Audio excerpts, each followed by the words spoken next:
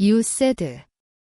2024년 4월 14일 오클라호마의 외딴 시골 지역에서 거의 2주간의 수색이 막을 내리는 발견이 이루어졌습니다.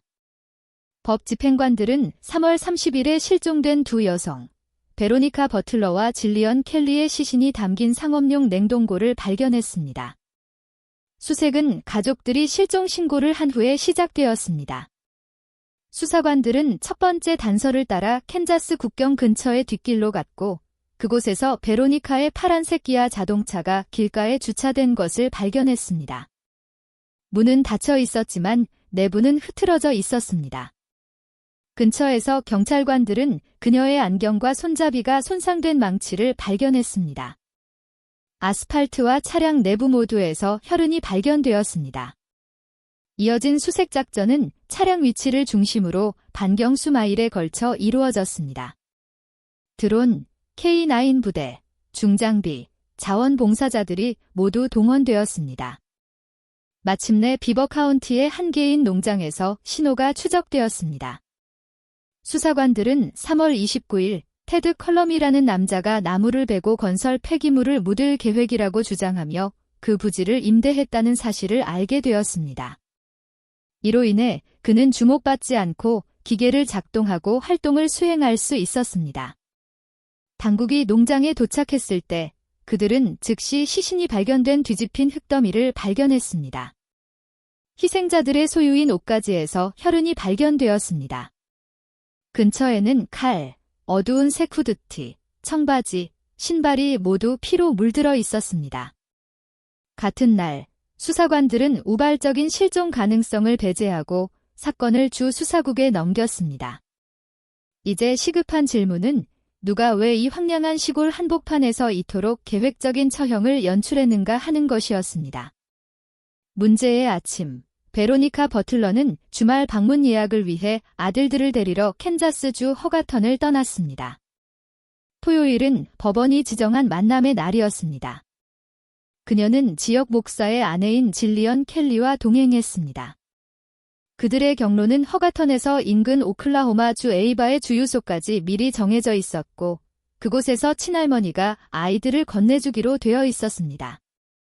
아이들의 아버지는 재활시설에 있어 참여할 수 없었습니다. 두 지점 사이의 거리는 약 30마일이었고 대부분 시골 고속도로를 따라가는 길이었습니다. 모바일 데이터에 따르면 두 여성은 오전 8시에 허가턴을 출발했습니다. 그들의 전화기는 9시 42분까지 활성 상태를 유지하다가 동시에 꺼졌습니다. 가족들은 반복해서 전화를 걸었지만 응답이 없었습니다. 방문 일정이 엄격했기 때문에 이는 즉각적인 경보를 울렸습니다. 베로니카의 친척들은 즉시 행동에 나섰습니다. 정오 무렵, 그들은 이미 첫 번째 단서인 버려진 차량을 발견했습니다. 경찰관들이 현장에 도착했을 때 그들은 여러 증거물을 기록했습니다. 차량 내부에서 그들은 빈 총집과 전화 충전기가 들어있는 질리언의 가방을 발견했습니다. 하지만 무기 자체는 사라졌습니다. 전화기, 신분증, 지갑 모두 사라졌습니다. 모든 것이 차가 급하게 버려졌다는 것을 가리켰습니다. 그 지역은 신속하게 통제되었습니다. 당국은 인근 농장, 계곡, 버려진 건물들을 수색했습니다. 두 여성과의 연락이 완전히 두절되면서 납치 가능성 이론이 더욱 힘을 얻었습니다.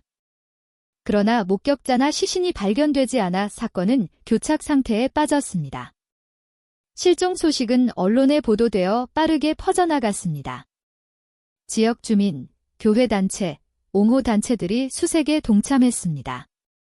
이러한 인식이 확산되었음에도 불구하고 초기에는 신빙성 있는 제보가 들어오지 않아 공격이 무작위가 아닌 계획적이었을 것이라는 의혹을 더욱 증폭시켰습니다. 그날 아침에 대해 어느 정도 명확성을 제공한 유일한 것은 통화 기록과 전화 위치 분석이었습니다. 오전 9시경 친할머니인 티파니 애덤스가 베로니카에게 전화를 걸었습니다. 그녀는 나중에 베로니카가 예정된 만남을 취소했다고 주장했지만 통신 기지국 데이터와 차량의 위치는 그렇지 않다는 것을 보여주었습니다. 여성들은 이미 주유소에서 불과 몇 마일 거리에 있었습니다. 그 소름 끼치는 아침은 비극적인 사건의 시작을 알렸습니다. 모든 초기 단서는 매복 공격을 가리켰습니다.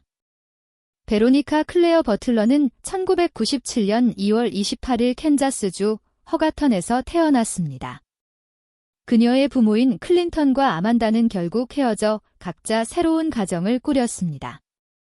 이혼에도 불구하고 베로니카는 친척들과 강한 유대관계를 유지했으며 학교에서는 집중력 있고 단호한 학생으로 알려졌습니다. 그녀는 우수한 추천서와 함께 졸업했으며 고등학교 졸업식에서 졸업생 대표 연설을 했습니다. 그 후 그녀는 캔자스주 리버럴의 한 대학 프로그램에 등록하여 수술기사 훈련을 받았습니다. 베로니카는 친절하고 차분하다는 평판을 얻었습니다. 그녀는 요양보조원으로 일하며 노인들을 돌보고 그들의 필요를 연민으로 돌보았습니다. 그녀는 요리에 대한 깊은 사랑을 가지고 있었고 그 분야에서 상당한 발전을 이루었습니다. 그럼에도 불구하고 그녀의 최우선 순위는 항상 아들들이었습니다. 그들의 아버지인 랭글러 코이 링먼과의 관계는 한동안 긴장 상태였습니다. 부부는 공식적으로 결혼하지는 않았지만 함께 지내는 동안 두 아들을 두었습니다. 긴장은 2018년 12월 최종적으로 헤어지기 오래전부터 시작되었습니다. 결별 후 그들은 공동 양육에 동의했습니다. 2019년 2월 랭글러는 공동 양육권을 신청했습니다. 법원은 궁극적으로 베로니카가 주된 책임을 유지하고 아버지에게는 제한된 방문권을 부여한다고 판결했습니다. 이 합의에 따라 아이들은 부모 사이를 매주 오갔습니다. 이것은 베로니카가 주 밖으로 이사하기로 결정할 때까지 몇 달 동안 계속되었습니다. 법원 명령이나 공식적인 합의 없이 그녀는 아이들을 콜로라도로 데려갔습니다. 그 후 2년 동안 그녀는 3개의 다른 주에 걸쳐 4번 이사했습니다. 랭글러에 따르면 이러한 잦은 이사는 아이들의 일상을 방해하고 심각한 우려를 낳았습니다. 2020년 랭글러는 완전한 양육권을 신청했습니다. 소송 과정에서 그는 아이들이 방문해서 돌아왔을 때 방치된 흔적을 보이고 배고파하며 멍이 들었고 그가 주장하는 동물에게 물린 자국이 있었다는 증거를 제출했습니다. 그는 또한 베로니카가 자신에게 알리지 않고 친척이나 지인에게 아이들을 자주 맡겼다고 주장했습니다. 양육권 소송 중에 제기된 더 심각한 점 중 하나는 베로니카의 오빠가 이전에 그녀의 아들들에게 공격적인 행동을 보였다는 주장이었습니다. 법원은 이미 삼촌에 대한 접근 금지 명령을 내렸지만 나중에 그가 여전히 그들 주위에서 시간을 보내고 있다는 것이 드러났습니다. 이 위반은 판사의 주목을 받았습니다. 베로니카는 자신의 입장에서 랭글러를 학대 혐의로 고소하며 신체적 공격에 대한 5건이 별도 불만을 제기했습니다. 그러나 조사 결과 그 주장은 근거 없는 것으로 밝혀졌습니다. 한 사건에서 그녀는 아버지가 아들의 목을 졸랐다고 주장하며 멍이 든 사진까지 제출했지만 나중에 아들은 어머니가 거짓말을 하라고 시켰다고 인정했습니다. 이 폭로는 법원이 그녀의 진술을 어떻게 보았는지에 중요한 역할을 했습니다. 법원은 증언을 듣고 각 부모의 행동을 검토한 후 랭글러가 더 안정적인 환경을 제공한다고 결론지었습니다.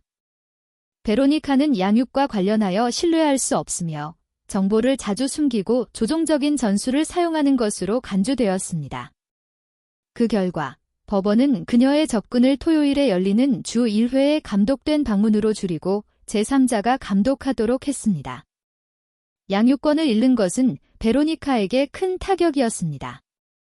그녀는 항상 아들들의 삶에 깊이 관여하고 싶었고 이 법적 판결은 부모로서의 권리를 잃는 것뿐만 아니라 자신의 일부를 잃는 것처럼 느껴졌습니다. 그 시점부터 그녀는 학업적, 직업적, 개인적으로 삶을 재건하는 데 집중하기 시작했습니다. 그럼에도 불구하고 아들들과의 짧은 방문조차도 이제 그녀가 완전히 통제할 수 없는 외부 조건에 달려 있었습니다. 법원이 공식적으로 랭글러 링먼에게 주 양육권을 부여하자 그는 법적 보호자가 되었습니다. 그러나 실제로 일상적인 책임은 그의 어머니인 티파니 애덤스에게 돌아갔습니다. 이러한 변화는 랭글러가 악화되는 개인적인 문제에 직면한 후에 발생했습니다. 2024년 초, 그는 알코올 및 기타 규제 물질과의 씨름으로 인해 법원 명령 재활을 선고받았습니다. 또한 그는 불법 총기 소지 혐의로 기소되어 그의 법적 지위를 더욱 복잡하게 만들었습니다. 이러한 상황으로 인해 그는 몇 달 동안 육체적으로나 법적으로 부모의 의무를 이행할 수 없게 되었습니다. 랭글러가 없는 동안 티파니는 아이들을 돌보았습니다. 그녀는 테드 컬럼이라는 파트너와 함께 살았고 그들의 집은 아이들의 주 거주지가 되었습니다. 티파니는 공식적인 보호자 지위가 없었지만 그녀는 신속하게 상황을 통제하고 베로니카뿐만 아니라 자신의 아들에게도 접근을 차단했습니다. 증인에 따르면 티파니의 개입은 일시적인 지원을 훨씬 뛰어넘었습니다. 그녀는 본질적으로 완전한 부모 역할을 맡았습니다. 가족을 잘 아는 사람들은 티파니를 엄격하고 지배적인 성격으로 묘사했습니다. 그녀는 종종 공격적이고 예측 불가능한 것으로 보였습니다. 다른 사람들과의 대화에서 그녀는 위협과 협박에 의존했습니다. 랭글러는 어머니가 아들들과의 연락을 자주 방해하고 그녀의 요구에 따르지 않으면 보복하겠다고 위협했다고 주장했습니다. 한 보고된 사건에서 그녀는 그가 그녀의 뜻에 반하여 행동하면 무기를 사용하겠다고 경고했다고 합니다. 이러한 행동은 지역 사회에 알려졌고 이웃들조차 그녀의 행동에 대해 우려를 표명했습니다. 티파니는 법원이 승인한 방문 약속을 정기적으로 위반했으며 종종 대립적인 상황을 만들고 예고 없이 회의 일정을 변경하고 아이들을 넘겨주기를 거부하고 막바지 조건을 부과했습니다. 베로니카가 법적 절차를 따르려는 모든 노력은 저항에 부딪혔습니다. 그녀는 주간 방문에 대한 공식적인 허가를 받았지만 그러한 상호작용은 티파니가 허락할 때만 일어났습니다. 아동복지기관의 감독은 없었습니다. 티파니는 어떤 당국에도 보고하지 않았고 어떤 점검도 받지 않았습니다. 이러한 책임의 결여는 그녀에게 상황에 대한 완전한 통제권을 주었습니다. 그녀의 파트너인 테드 컬럼도 지역사회에서 우려를 불러일으켰습니다. 이웃들은 그를 성미가 급하고 은둔적이며 티파니의 행동에 완전히 동조한다고 묘사했습니다. 경찰 기록에 따르면 그는 총기와 탄약을 소지하고 있었습니다. 티파니의 손자들의 삶에서 그의 적극적인 역할은 잠재적으로 위험한 것으로 간주되었지만 공식적으로는 개입할 근거가 없었습니다. 2024년 초까지 베로니카 버틀러는 개인적 및 사회적 삶에서 상당한 변화를 이루었습니다. 파괴적인 법원 판결 이후 그녀는 갈등 없이 법의 테두리 안에서 안정에 초점을 맞춘 새로운 길을 닫기 시작했습니다. 그녀는 안정적인 직업을 구하고 대학 의료 프로그램에서 교육을 계속하여 수술 기사가 되는 것을 목표로 삼았습니다. 이 직업 경로는 의도적인 선택이었습니다. 의료 분야는 장기적인 안정을 제공하고 다른 사람들을 돕는 방법이며 책임을 질 준비가 되어 있음을 보여주는 것이었습니다. 일과 공부와 함께 베로니카는 지역교회에 다니기 시작했고 그곳에서 회중의 활동적인 구성원인 질리언 켈리와 빠르게 긴밀한 관계를 형성했습니다. 질리언은 자녀 양육 경험이 있었고 여성과 청소년을 지원하는 데 깊이 관여했으며 지역사회에서 존경받는 지위를 가지고 있었습니다. 베로니카의 인생에서 가장 어려운 시기 중 하나에 질리언은 멘토 이상이 되었습니다. 그녀는 신뢰할 수 있는 친구가 되었습니다. 그들의 유대는 잦은 대화를 통해 더욱 강해졌습니다.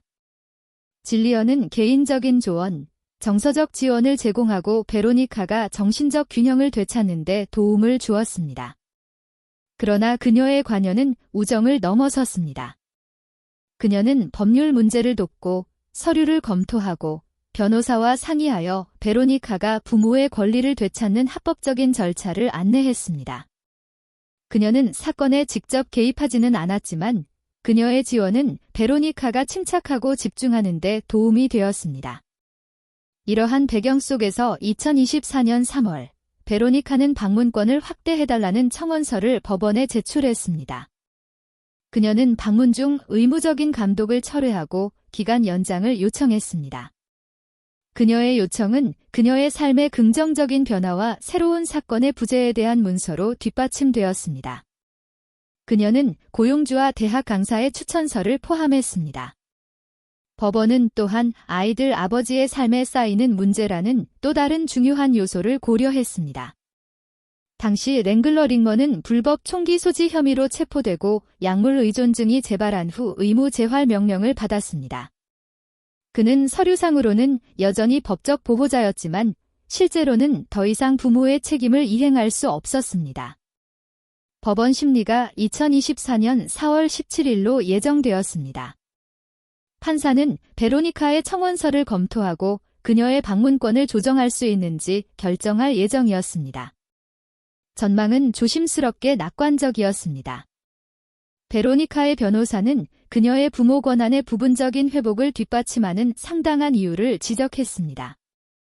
심리까지 2주 남짓 남은 상황에서 준비는 강화되었고 추가 기록이 수집되었으며 증인이 확인되었고 티파니 애덤스의 반복적인 위반을 강조하기 위해 강력한 사건이 구축되고 있었습니다.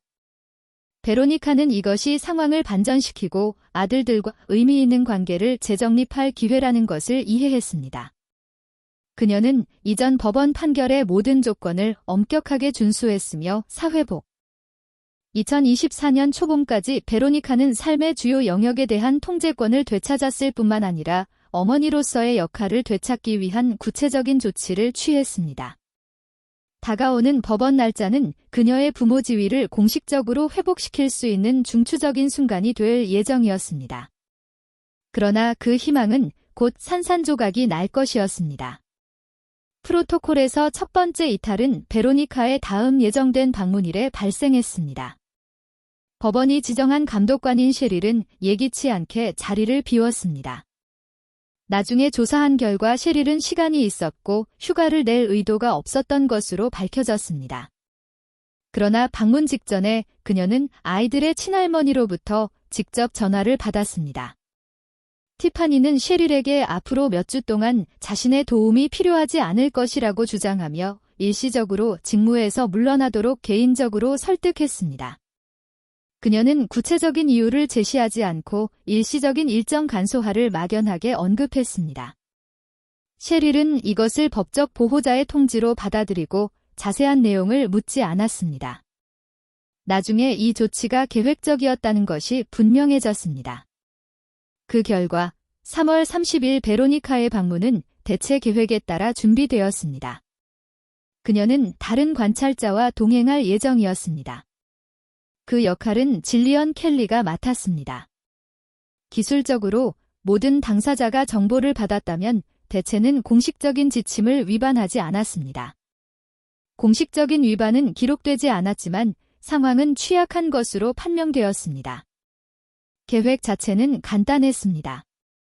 베로니카와 질리언은 허가턴을 떠나 티파니와 아이들을 만나 사적인 가족 모임에 데려가고 약속된 시간에 돌려줄 것이었습니다. 그러나 지정된 주유소에는 아무도 나타나지 않았습니다. 허가턴에서 아이바 마을까지의 운전은 약 45분이 걸립니다. 여성들의 모바일 장치에서 마지막으로 기록된 활동은 그들이 예상했던 도착 시간과 일치했습니다. 그럼에도 불구하고 베로니카도 질리언도 주유소에 도착하지 못했습니다. 추가 조사 결과 감독의 막바지 변경이 중요한 역할을 한 것으로 확인되었습니다. 갑작스러운 취소, 전화통화, 계획의 막바지 변경에 대한 티파니의 주장은 디지털 증거뿐만 아니라 명확한 사건 순서와도 모순되었습니다. 수사관들은 궁극적으로 셰릴의 갑작스러운 해임과 새로운 일정에 대한 언급이 즉흥적인 결정이 아니었다고 결론지었습니다. 대신 티파니는 공식적인 당사자가 중요한 순간에 일어난 일을 관찰할 수 없는 상황을 조작했습니다. 그 결정의 결과는 곧 희생자들의 가족뿐만 아니라 전국을 충격에 빠뜨릴 것이었습니다. 2024년 4월 3일, 사건은 예상치 못한 소식통 덕분에 극적인 전환을 맞았습니다. 코라라는 어머니와 코이라는 계부와 함께 사는 16세 소녀가 법 집행관이 있는 공식 면담 중에 조사의 방향을 극적으로 바꾼 정보를 제공했습니다. 그때까지 코라나 코이는 법 집행관의 감시망에 없었지만 10대의 증언은 모든 것을 바꾸었습니다. 그녀에 따르면 3월 초부터 코라, 코이, 티파니 애덤스, 그녀의 파트너 테드 컬럼, 그리고 폴 그레이스라는 남자 등 5명의 성인이 정기적으로 그들의 집에서 만나고 있었습니다. 10대는 성인들이 자신들을 신의 부적응자 가즈즈 미스피츠라고 부르며 법원과 법률 시스템을 전면적으로 거부하는 것에 대해 자주 이야기했다고 주장했습니다. 회의는 부모의 침실에서 비밀리에 열렸으며 종종 베로니카 버틀러에 대한 직접적인 대화가 포함되었습니다. 소녀는 어머니가 우리는 더 이상 베로니카에 대해 걱정할 필요가 없을 거야 라고 말한 것을 기억했습니다. 모임 중에 언급된 다른 문구에는 모든 것이 계획되었어. 주말까지 끝날 거야. 그녀가 항상 가는 길이야. 그리고 모든 것을 제대로 숨길 수 있는 외딴 지역에 대한 언급이 포함되었습니다. 이러한 논의는 10대를 불안하게 만들었습니다. 수사관들은 물류 준비에 대한 그녀의 설명에 세심한 주의를 기울였습니다. 그녀에 따르면 그룹은 집에 전기 충격 장치를 보관하고 별도로 충전되는 이상한 전화를 사용했습니다. 그녀는 그것들이 무엇을 위한 것인지 몰랐습니다. 그녀는 또한 티파니가 알 수 없는 물건이 든 가방을 가져왔고 그 가방은 집에 오래 머물지 않았다는 것을 기억했습니다.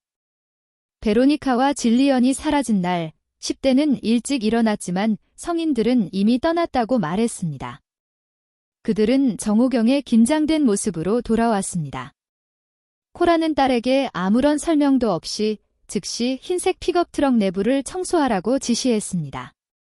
그녀가 질문을 시작했을 때 코이는 일이 계획대로 진행되지 않았지만 지금은 걱정할 것이 없다고 언급했습니다. 질리언 켈리에 대해 물었을 때 그녀의 어머니는 자신이 누구를 상대하고 있는지 알고 있다고 말했습니다. 그리고 무기가 사용되었는지에 대해 압박했을 때 그녀는 단순히 너는 아무것도 보지 못했고 아무것도 모른다고 대답했습니다. 나중에 코라는 시신은 깊이 숨겨졌다. 아무도 찾지 못할 것이다라고 고백했다고 합니다. 그 말은 범죄가 일어났다는 간접적인 확인 역할을 했습니다. 10대는 또한 계획이 몇 주 전, 아마도 2월까지 거슬러 올라가 시작되었다고 증언했습니다. 한때 그룹은 움직이는 차량에서 베로니카의 차에 무거운 물체를 떨어뜨려 사고를 위장하는 것까지 고려했습니다.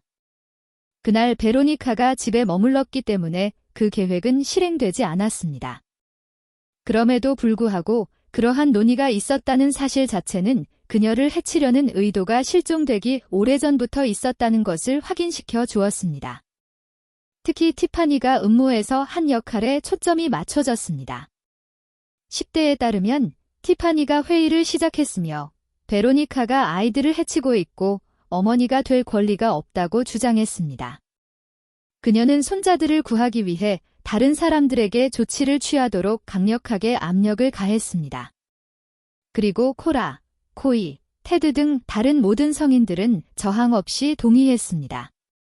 16세 소녀의 진술은 공식적으로 기록되었고 수색 영장 및 감시 승인의 기초가 되었습니다. 그녀의 증언은 중대한 돌파구를 마련했습니다. 처음으로 수사관들은 고의적인 음모를 현했을 뿐만 아니라 특정 개인을 구체적인 행동 및 의도와 연결하여 계획적인 범죄를 가리킬 수 있었습니다.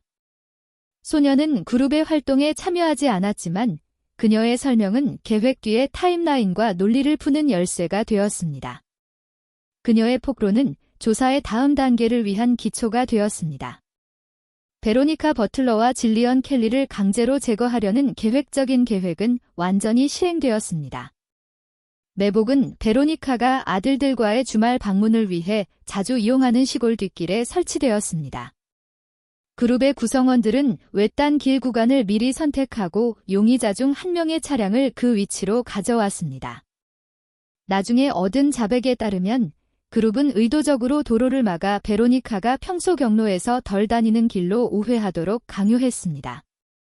이것이 법원이 승인한 만남의 장소를 위반했음에도 불구하고 가해자들은 베로니카가 익숙한 차를 알아보거나 변화가 아들들과 관련이 있다고 가정하면 의심하지 않을 것이라고 예상했습니다. 이 계략은 두 여성을 그룹의 통제하에 있는 지역으로 이끌었습니다. 여성들은 그들이 기다리고 있는 것에 대해 분명히 준비가 되어 있지 않았습니다. 투쟁이 흔적과 용의자의 신체적 상처를 포함한 현장의 증거는 갑작스러운 대결을 가리켰습니다. 예를 들어 테드 컬럼은 체포 당시 얼굴과 목에 새로운 긁힌 자국이 발견되었습니다. 수사관들은 이 자국이 희생자 중 한 명이 반격하려는 시도 중에 발생한 것으로 믿고 있습니다. 그는 급하게 기른 수염으로 그것들을 가리려고 했지만 전문가들은 수염이 며칠밖에 되지 않았다고 판단했습니다. 그의 부상의 성격은 적어도 한 명의 희생자가 상당한 힘으로 저항했다는 법의학적 결론을 뒷받침했습니다. 수사관들은 범죄의 초기 대상이 베로니카 버틀러였다고 결론지었습니다. 그러나 10대 증인에 따르면 그녀의 어머니 코라는 질리언이 단순한 구경꾼이 아니라 적과 한패라고 분명히 했습니다. 그러한 인식은 궁극적으로 두 여성을 모두 표적으로 삼는 결정으로 이어졌습니다. 그들의 흔적을 감추기 위해 그룹은 주요 도로에서 멀리 떨어진 매장 장소를 미리 준비했습니다. 토지 소유자의 승인을 받아 테드 컬럼은 3월 29일 저녁에 그 부지에서 시간을 보냈고 그곳에서 나중에 새로 파헤쳐진 구덩이가 발견되었습니다. 추가 증거는 높은 수준의 조정을 가리켰습니다. 통신기지국 데이터에 따르면 티파니 및 다른 그룹 구성원에게 등록된 선불폰이 사건 당일 아침 매복 지역에서 신호가 잡혔습니다. 나중에 이 전화기 중 2대가 시신이 발견된 농장 근처에서 감지되었습니다. 이를 통해 법 집행기관은 범죄 당일 용의자들의 움직임을 재구성할 수 있었습니다.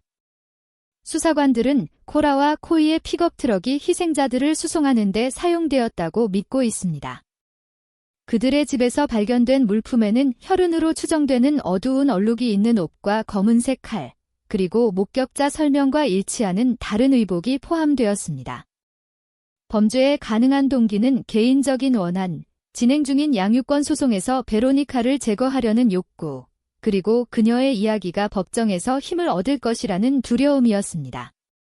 질리언이 베로니카와 함께 차량에 타자 그녀 역시 표적이 되어 같은 수준의 공격을 받았습니다. 추가적인 디지털 포렌식 결과, 선불폰은 그룹 내부 통신에만 엄격하게 사용된 것으로 밝혀졌습니다. 유선 전화는 전혀 사용되지 않았습니다. 통화는 짧았고 대부분의 활동은 오전 8시에서 11시 사이에 발생했으며 이는 계획이 시행된 시간대와 정확히 일치합니다. 이는 표준 네트워크를 통한 추적 가능한 통신을 피하고 감시를 피하려는 계산된 노력을 나타냅니다. 티파니와 연결된 장치에서 검색된 검색 기록은 상당한 위험 신호를 제기했습니다. 그녀의 전화기에서 얻은 브라우저 로그에는 누군가를 집에서 나가게 하는 방법, 전기 충격기 구매처, 추적 불가능한 전화, 라이센스 없는 총, 시체 처리 방법과 같은 최근 검색어가 포함되었습니다. 시신이 발견된 농장에서 추가 증거가 회수되었습니다.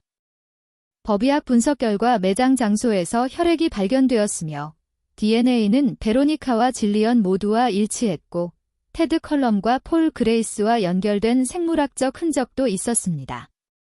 질리언에게 등록된 빈 총기 탄창은 또 다른 중요한 단서였습니다.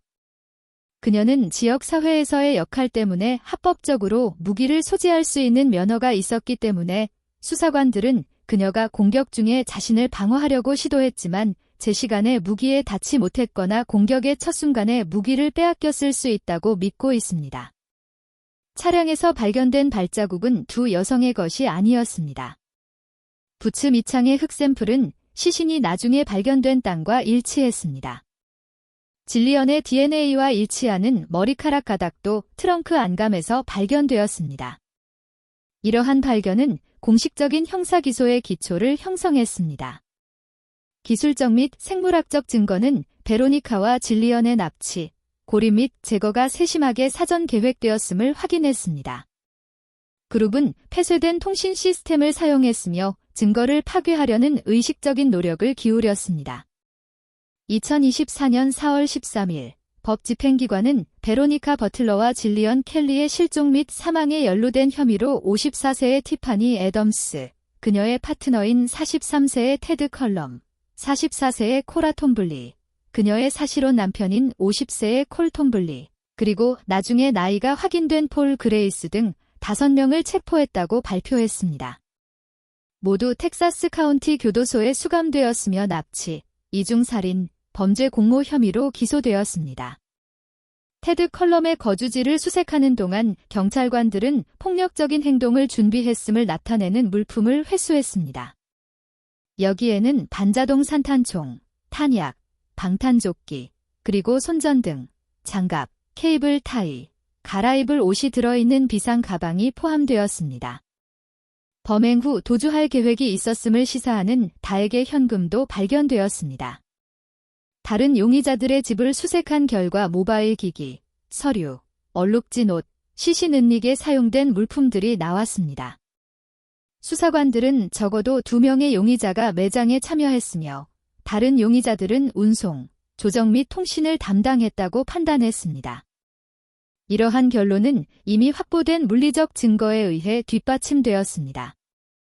체포가 이루어질 무렵 검찰은 DNA 결과, 용의자를 현장에 위치시키는 위치 데이터, 그리고 이전에 자세히 설명한 16세 증인의 중추적인 증언을 포함한 상당한 양의 증거를 수집했습니다.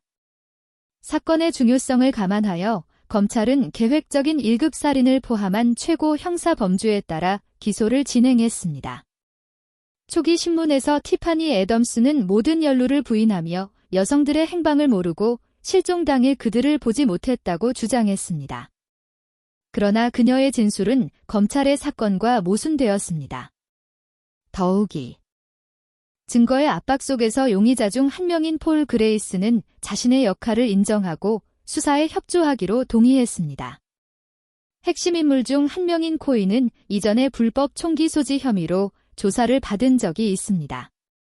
한편 코라 톰블리는 급진적인 종교 모임에 참석하고 가족 문제에 대한 정부의 간섭에 반대하는 것으로 알려진 이력이 있습니다. 이러한 이데올로기가 범행 동기에 한몫한 것으로 여겨집니다. 5명의 용의자 모두에 대한 혐의에는 1급 살인 2건, 가중 납치, 중범죄 공모, 사법방해, 불법 총기 소지가 포함되었습니다. 보석은 기각되었습니다. 각 피고인은 재판 절차가 시작될 때까지 구금되도록 명령받았습니다. 4월 중순까지 수사관들은 범행의 가해자와 조직자를 모두 확인하는 중요한 단계를 마무리했습니다. 공식적인 기소가 제기되었고 수집된 증거는 다가오는 재판의 기초가 될 것입니다. 법 집행기관은 계획이 최소 2개월 동안 진행되었다고 확인했습니다. 사건 발생 불과 10일 전 베로니카와 그녀의 변호사는 4월 17일에 새로운 법원 심리 일정을 잡는 데 성공했고 방문권을 연장할 가능성이 높았습니다. 티파니가 양육권을 잃을 위험이 임박하자 그룹에 성급하고 극단적인 행동을 촉발시킨 것으로 여겨집니다. 이 범죄는 특히 개인적인 상황을 넘어 갈등과 관련이 없는 개인을 대상으로 했기 때문에 깊은 감정적 무게를 지녔습니다. 수사관들은 또한 용의자들과 신의 부적응자라고 불리는 느슨하게 조직된 급진 단체 사이의 연관성을 발견했습니다. 이 단체는 반정부적 견해를 조장하고 회원들이 미국 법에 구속되지 않는다고 주장했습니다. 2023년의 용의자 중 한 명인 폴 그레이스는 미국 시민권을 포기하려는 서류를 제출하기까지 했습니다. 그러나 체포가 이루어진 후 종교단체의 지도자로 알려진 인물은 용의자들이 공식 회원이 아니며 단체의 신념을 대표하지 않는다고 말하며 공개적으로 거리를 두었습니다. 그럼에도 불구하고 수사관들은 이념적 틀을 핵심 동기로 보았습니다. 피고인들은 자신들의 행동을 광신주의와 왜곡된 정의감에 의해 주도된 체계적인 불의라고 인식하는 것에 개입하는 임무로 보았습니다. 현재까지 코라 톰블리와 폴 그레이스는 다른 피고인들에 대해 증언하는 대가로 유죄 협상을 받아들였습니다. 티파니 애덤스와 콜 톰블리의 재판 날짜는 2026년 5월로 잠정적으로 정해졌습니다. 베로니카 버틀러와 질리언 켈리의 죽음은 허가턴과 주변 지역의 긴밀한 공동체를 깊이 뒤흔들었습니다. 그들의 상실은 대중의 분노와 가족 내의 극심한 슬픔을 불러일으켰습니다. 양육권 사건을 감독하는 판사가 그룹과 관련된 개인들로부터 위협을 받았다는 보도도 나왔습니다. 당국은 이후 관련된 모든 법원 관계자들에 대한 보호를 강화했습니다. 피고인들에 대한 재판은 아직 시작되지 않았지만 검찰은 이미 가석방 없는 종신형이나 사형과 같은 최고형을 구형할 의사를 밝혔습니다. 가족 양육권 분쟁으로 시작된 것이 종교적, 극단주의적 색채를 띤 비극으로 번져 이 작은 마을 사람들에게 지속적인 영향을 남겼습니다.